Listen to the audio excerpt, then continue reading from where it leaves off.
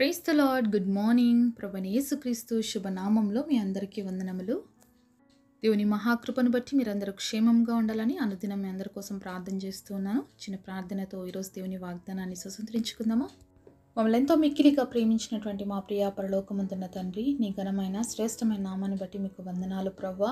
ఉదయకాల సమయంలో తండ్రి నీ సన్నిధిలో ఉంటున్న మా అందరితో మాట్లాడండి నాయన.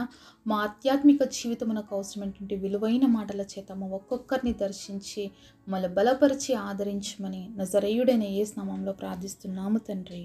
ఆమేన్. ఈరోజు దేవుని వాగ్దానము కీర్తనల గ్రంథము 85వ అధ్యాయం 12వ వచనం. యెహోవా ఉత్తమమైన దాన్ని అనుగ్రహించును. Psalms chapter 85 verse 12. The Lord shall give that which is good. దేవుడిచ్చినటువంటి అద్భుతమైన వాగ్దానం మనందరి జీవితంలో నెరవేర్చబడును గాక. ఆమేన్. ఎంత అద్భుతమైన వాగ్దానం కదండి. దేవుడు మనకెప్పుడు కూడా ఉత్తమమైన వాటిని అనుగ్రహిస్తాడు. God will provide always good things. అంతే కదండి. దేవుడు మన జీవితాల్లో మనకు మేలైనవి, ఆశీర్వాదకరమైనవి ఇవ్వటానికే అనేక సార్లు మన జీవితాల్లో మనల్ని వెయిట్ చేయమని చెప్తాడనమాట. దేవుడు ఏది పడితే అది మనకి ఇవ్వడండి. దేవుడు ఎప్పుడు కూడా శ్రేష్టమైన వాటిని ఇవ్వడానికి ఇష్టపడతాడు. కానీ మనమేమో చాలాసార్లు తొందర పడేస్తూ ఉంటాం. ఏది పడితే అది తీసేసుకోవడానికి ఇష్టపడతాం. కానీ దేవుడు ప్రతిదాన్ని కూడా ఆచితూచి ఆలోచించే మనకిస్తాడు. మనకి ఏది మంచిది, ఏది శ్రేష్టమైనది, ఏది ఉత్తమమైనది, మనకన్నీ కూడా శ్రేష్టమైన వాటిని ఇవ్వడానికే దేవుడు ఆశిస్తాడు, అలాగే ఇస్తాడు. మరి ఈరోజు నీ జీవితంలో నువ్వు దేనికోసమైనా దేవుడి సన్నిధిలో ప్రార్థన చేస్తున్నావేమో, మొరపెడుతున్నావేమో, కనిపెడుతున్నావేమో, కానీ దేవుడు దానికి ఏమీ ఆన్సర్ ఇవ్వట్లేదేమో, మౌనం వహిస్తున్నాడేమో నువ్వు అనుకుంటున్నావు. మరి ఏది పడితే అది నువ్వు తీసుకోవాలనుకుంటున్నావు, కానీ దేవుడు అది నీకు ఇవ్వాలనుకోవటం లేదు. ఇది ఒకటి మనం గుర్తుపెట్టుకోవాలి. మనం అనుకుంటున్న వాటన్నిటిని ఇవ్వటానికి ఆయన మనలాగా మానవుడు కాదండి. ఆయన దేవాది దేవుడు, సర్వశక్తిమంతుడు కనుక ఆయన మన పట్ల ఏమైతే ఆలోచనలు కలిగి ఉన్నాడో, ఏమైతే ఉద్దేశాలు కలిగి ఉన్నాడో, మరి ఏమైతే ఇవ్వాలి శ్రేష్టంగా అనుకున్నాడో అవి మాత్రమే ఇస్తాడు. కాబట్టి ఓపికగా ఉండడం దేవుడి సన్నిధిలో మనము నేర్చుకోవాలి. దేవుడి సన్నిధిలో ఉత్తమమైన వాటిని మనం పొందుకోవాలి అంటే మనం ఆయన పాదాల చెంత కూర్చునే వారిగా ఉండాలి. కానీ మనమేమో మన ప్రయత్నాల్లో చాలా బిజీగా ఉంటాం. నేనే సాధించుకోవాలి, నేను ఏ పని అయితే మొదలు పెట్టానో నేను చేసుకోవాలి అనే ప్రయత్నంతోనే మనం ముందుకు సాగుతాం. చాలాసార్లు మన ప్రార్థన జీవితాన్ని పక్కన పెడతాం, మన ఆత్మీయ స్థితిని పక్కన పెడతాం, మన సహవాసాన్ని పక్కన పెడతాం. అన్నిటినీ పక్కన పెట్టి ఏ కార్యమైతే మనం మొదలు పెట్టామో అవి చేయడానికి చాలాసార్లు మనం చాలా ప్రయాసపడతాము. అయితే ఏదైతే అవసరమైందో దాన్ని పక్కన పెడతామన్నమాట. దాని ద్వారా మనకి ఏమైనా ఆశీర్వాదం వస్తుందంటే అస్సలు రాదు. ఎందుకంటే దేవుడు లేకుండా మనం ఏ పని చేసినా అది మనకి ఏమాత్రము క్షేమము కాదు, ఆశీర్వాదం కాదు. అంతేకాకుండా దేవుడితో కలిసి మనం ఏమి చేసినా కూడా అది మన జీవితంలో ఆశీర్వాదాన్ని అలాగే ఐశ్వర్యాన్ని మనకు కలుగజేస్తుంది. ఒకసారి మనం లూకా సువార్త 10వ అధ్యాయము 38 నుంచి కొన్ని వచనాలు చూసినట్లయితే, అంతటా వాడు ప్రయాణమైపోచుండగా ఆయన ఒక గ్రామంలో ప్రవేశించెను. మార్తా అను ఒక స్త్రీ ఆయనను తన ఇంట చేర్చుకొనెను. ఆమెకు మరియా అను సహోదరి ఉండెను. ఈమె యేసు పాదముల యొద్ద కూర్చుండి ఆయన బోధ వినుచుండెను. ఇక్కడ ఇద్దరు సిస్టర్స్ని చూస్తున్నామండి. వారు యేసయ్యని తమ ఇంటికి ఆహ్వానించారు. అయితే ఇక్కడ మరియను చూసినట్లయితే మరియా ఏం చేస్తుందంటే యేసయ్య పాదాల దగ్గర కూర్చొని ఆయన బోధ వింటా ఉంది. మార్తా విస్తారమైన పని పెట్టుకున్నట్టు చేత తొందరపడి ఆయన ఎద్దకు వచ్చి, ప్రభువా, నేను ఒంటరిగా పని చేయటకు నా సహోదరి నన్ను విడిచిపెట్టినందున నీకు చింత లేదా? నాకు సహాయం చేయమని ఆమెతో చెప్పమనెను. మరి మార్తా ఏం చేస్తుందంట? విస్తారమైన పనులు పెట్టుకుంది. యేసయ్య తన ఇంటికి వచ్చాడు కదా, మరి ఏం భోజనాలు చేస్తుందో, ఏమేం ప్రిపరేషన్ చేస్తుందో. మరి యేసయ్య ఒక్కటే కాదు కదా, మరి యేసయ్యతో పాటు 12 మంది శిష్యులు కూడా ఉంటారు. సో వీళ్ళందరికీ తను ఆహారాన్ని సిద్ధపరుస్తుంది. ఎంతో పని ఉంది. కానీ ఇక్కడ మరియ మాత్రం యేసయ్య పాదాల దగ్గర కూర్చొని ఆయన బోధిస్తుంటే వింటుంది. కానీ మార్త మాత్రం విస్తారమైన పనులు పెట్టుకొని మరి పనులు చేస్తుంది. నిజంగా ఆతిథ్యం ఇవ్వడం చాలా గొప్ప విషయం అండి. మార్తలో మనం చూస్తున్నాం ఈ గొప్ప లక్షణం. మరి ఎంతోమందికి కూడా తను వంట వండుతూ ఉంది. ఇది స్త్రీలకు ఉండవలసిన మంచి లక్షణం కూడా. అయితే ఇక్కడ మరి ఏం జరుగుతూ ఉంది అంటే, మరి ఇక్కడ 2 తారతమ్యాలు చూస్తున్నాం. ఒకటి ఏంటంటే ఏది మరి మనకి ఇంపార్టెంట్ అనేది మనం తెలుసుకోవాలి. యేసయ్య పాదాల దగ్గర కూర్చోవడం మనకి ఇంపార్టెంటా, లేకపోతే ఆతిథ్యం ఇవ్వడం ఇంపార్టెంటా అంటే, మొదటిగా యేసయ్య పాదాల దగ్గర కూర్చోవడం ఇంపార్టెంట్. రెండవదిగా మనం ఆతిథ్యం ఇవ్వటం కూడా ఇంపార్టెంట్ అనమాట. మరి అయితే ఇక్కడ మార్త ఏమో మిస్ అయిపోతుంది. దేవుడి మాటలు వినట్లేదు. కానీ మేరీ మాత్రం దేవుడి పాదాల దగ్గర కూర్చొని ఆయన మాటలు వింటుంటే మరి ఇక్కడ మార్త వచ్చి యేసయ్యని ప్రశ్నిస్తుంది. నేను ఒంటరిగా పనులు చేస్తున్నాను ప్రభువా, నీకు చింత లేదా? మరి మరియని పంపించు నాకు హెల్ప్ చేయమని చెప్పి అనేసి అంటా ఉంది యేసయ్యని. అలా కాకుండా తాను కూడా కూర్చొని వాక్యం విని తన సహోదరి హెల్ప్ తీసుకొని మరి అందరూ కలిసి చేసేవాళ్ళు. మరి అలాంటిది తను ఏమైపోయిందంటే మొదటి స్థానం తన పనికి ఇచ్చేసింది.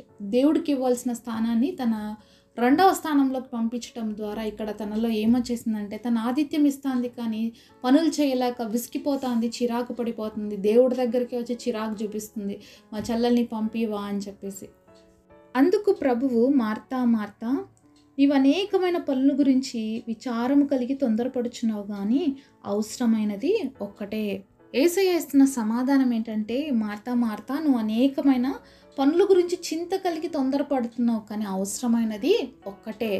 మరి మనము అనేకమైన వాటి విషయంలో తొందరపడుతున్నాం కానీ అవసరమైంది ఒక్కటే. దేవుడికి తెలుసు మనకి ఏ అవసరం ఉందో. ఆ ఒక్క అవసరం దేవుడు తీర్చగలడు. కానీ మనం ఆ ఒక్క అవసరాన్ని తీర్చుకోవడానికి ఎన్నో పనులు పెట్టుకుంటున్నాం అనమాట. చాలాసార్లు మన జీవితంలో దేవుడు కార్యాల అవసరం ఆలస్యం జరగడానికి గల కారణం ఏంటంటే మనము అనేకమైన పనులు పెట్టుకుంటాం కానీ మనకు అవసరమైనది ఒక్కటే. ఆ అవసరమైన ఒక్కదానికోసమే దేవుడు ద్వారం తెరిచి మనకి ఇవ్వాలని ఆశపడతాడు. కానీ మనం అలా కాదనమాట, అన్ని ద్వారాలు తెచ్చేసుకోవాలని ఆశపడతాం. కాబట్టి చాలాసార్లు మనం కన్ఫ్యూషన్కి లోనైపోతాం. చాలాసార్లు మరి మార్తలాగే ఫ్రస్ట్రేట్ అయిపోతాము, బాధపడతాము, తొందరపడిపోతూ ఉంటాము. మరి ఇలాంటి పరిస్థితులు ఎన్నో మన జీవితాల్లో చూస్తూ ఉంటాము.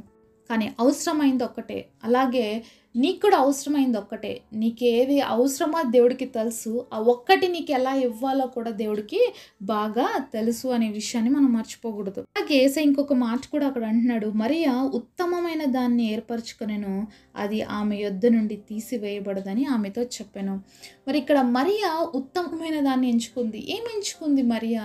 మరి ఎందుకు దేవుడు ఉత్తమమైనదని చెప్తున్నాడంటే దేవుడి పాదాల చెంత కూర్చొని వాక్యం వింటా ఉంది, దేవుడి మాటలు వింటా ఉందన్నమాట. మనము మొదటిగా మనం పనులు చేయాలి అన్నా, పనులు మొదలు పెట్టాలి అన్నా మనం ఎవరి దగ్గరికి వెళ్ళాలి? దేవుడి పాదాల దగ్గరికి వెళ్ళాలి. అంటే మనం ప్రార్థన చేయాలి. ప్రార్థన చేసిన తర్వాత ఇంకొక విషయం ఏం చేయాలి అంటే బైబిల్ చదవాలి. ఇక్కడ చూస్తున్నాం కదా, మరియా ఏం చేసింది? మొదటిగా ఆయన పాదాల చెంత కూర్చుంది, తర్వాత ఆయన బోధ వింటా ఉంది. కాబట్టి మనం మొదటిగా వెళ్ళి ప్రార్థన చేయాలి. రెండోదిగా దేవుడి మాటలు మనం చదివినప్పుడు ఆయన స్వరాన్ని వినగలుగుతాం. అప్పుడు మనకి తెలుస్తుంది మన పని ఎలా చేయాలి, మన పనిని ఎలా మొదలు పెట్టాలి, ఎలా చేస్తే త్వరగా ముగించగలుగుతాం. ఇవన్నీ కూడా దేవుడే మనకి బయలుపరుస్తాడు. మరి దేవుడి సన్నిధికి దూరమై మనం ఎన్ని పనులు చేసినా, ఎన్ని ప్రయత్నాలు చేసినా, మార్త ఎలా విసిగిపోయిందో, ఎలాగా ఫ్రస్ట్రేట్ అయిపోయిందో, ఎలా కోపగించుకుందో, అలాగే మనం కూడా చాలాసార్లు దేవుడి పైనకి వెళ్ళి కోపగించుకుంటాం, దేవుడి పైన అలుగుతూ ఉంటాం కదా. కానీ దేవుడు ఈరోజు ఈ మార్త మరియల ద్వారా మనతో మాట్లాడుతున్న విషయం ఏంటంటే, మొదటిగా నువ్వు దేవుడి పాదాల చెంత వచ్చి కూర్చో.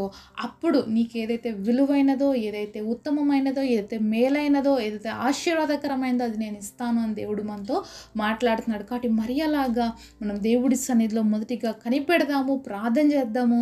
అలాగే దేవుడు మాటల చేత మనం చేయవలసినది కూడా ఆయన దగ్గర నుంచి ఉపదేశాన్ని పొందుకున్నాము.